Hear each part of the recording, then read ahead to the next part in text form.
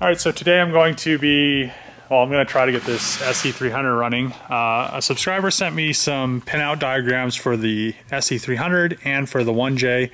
So I'm probably going to get this thing running without the car. So I'll plug the ECU in and then just run power and grounds to it. Try to get it to run and see if it will actually not have that same issue once it gets in boost. It's pretty much the same thing Trevor's Supra is doing. I'll probably also, if that doesn't fix it, I'll check the timing, because those gears do have an issue with them spinning, the crank pulley thing.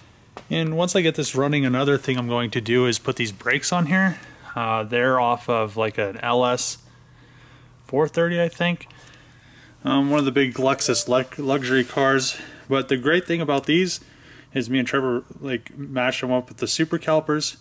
These almost weigh like half of what a Supra caliper weighs because it's a one piece. So, and you can see how much larger the rotor is and how much thicker. So sooner or later I'll probably, because see how these are actually radial mount, I'll have to make a bracket to go to the knuckle mount.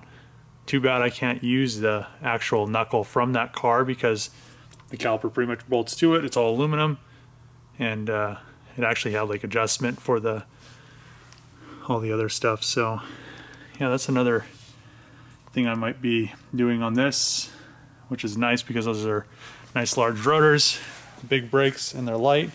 Then I have the rears as well.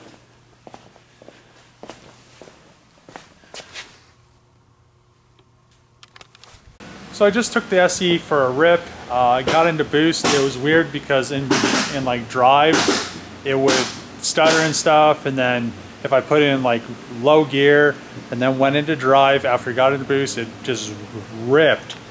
But then I came here, I did a compression test, still tested out 150 across all of them, a hot compression. I had to put the jumper box on because the battery was getting a little bit dead.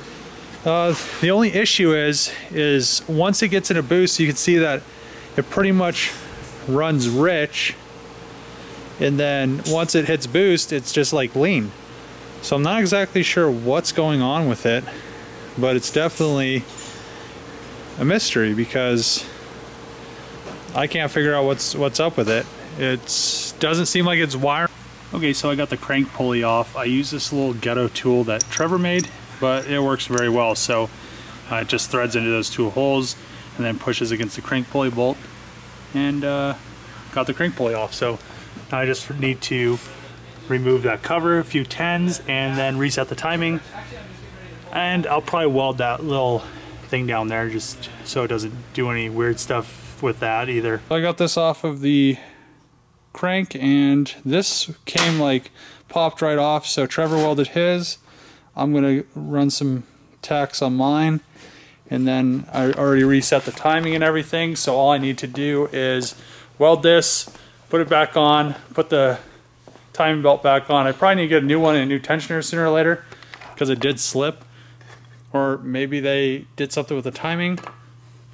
But yeah, so once that's done, I feel like this thing probably will run decent. I'm hoping it'll run decent. Ran some tacks on it. So. Okay, so I retimed the JZ. I took it for a test drive.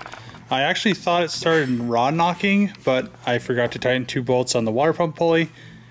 And it still does some weird stuff. I mean, it doesn't run super rich anymore, so maybe I'll clear out. I might swap back to the old coil packs from the... Alright, so I think I'm going to buy oil filter and change the oil. I just had to put a new set of plugs in. I think what happened was I initially leaned it out and it started to run really bad after I retimed it. I think the plugs pretty much destroyed themselves. Exchanged it for a new set, and now it runs really nice. So I just need to change this oil.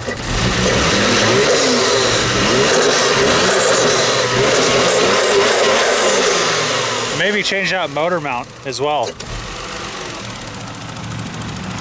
But yeah, I mean, I'm glad I got it working, and now I just need to figure out, well, I probably need to put that fuel pump in I'll drive it around and burn off some of this gas. The brakes are really weird.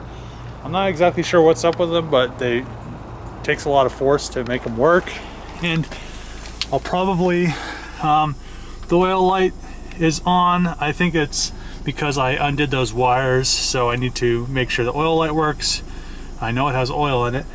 And fix the speed of the tach and all that stuff. I might just fix the tach for now, leave the speed because it really doesn't matter, and then yeah, and then maybe give her the daily. But definitely need a fuel pump because I don't think that one's providing adequate fuel. And then put all this stuff back together, put the rear seat and everything back in until I find black interior. Okay, so now that the JZ is actually running, I got some oil and I have a filter. I'm going to change it. I think this is the correct filter, 1002. I looked it up. Everybody said to use the same one as a Supra, so that's what I got. So after that, I probably could go take it for maybe a little drive. I still need to change the fuel pump. All right, just letting the oil drain out right now. It smells really fuely. The new oil filter's on. You really can't see it. No, maybe a little bit. That little white thing right there, Canon oil filter, and I'm just gonna fill her up.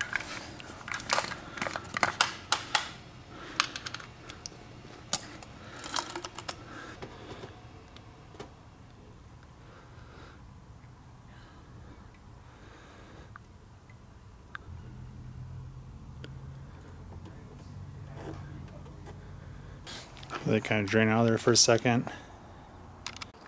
Okay, so that pretty much ends this video. The SE actually runs, drives. I could actually probably start dailying it. I want to get the VR4 done. The coils are in Alaska right now, so hopefully they are here by the time me and Trevor are back from California. We're going to that drift event out at Sonoma, and so I'm glad this is finished.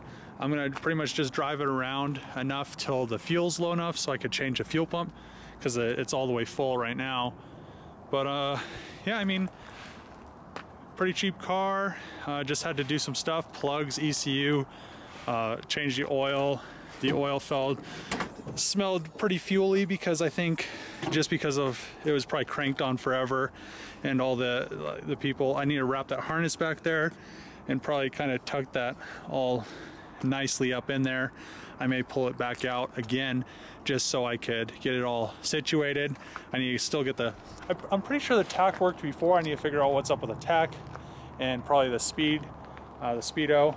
I need to put a change this cap, put a little coolant like overflow bottle, get some brackets to actually hold the radiator on, and wire up the fans. I need to actually put them on like a thermal switch or something like that. And I'll probably order a new timing belt and all that stuff, because before, well, as you guys seen, that skipped a tooth. So right now it's in time. It's a non-interference engine, so it really doesn't matter. And then, yeah, I think other than that, good running JZ. I'm probably gonna also situate some of these pipes. The intercooler is held on by bungee cords, or a bungee cord maybe, I don't know. And yeah, it just needs like a little bit of buttoning up before it can really get driven around daily wise. But I mean, I could go start it up right now and go drive it around, so it doesn't have any issues anymore. It runs and drives now, so that's half the battle. If you like this project, like my other projects, subscribe, like the video, comment, and share it. Thanks for watching. See you guys next time.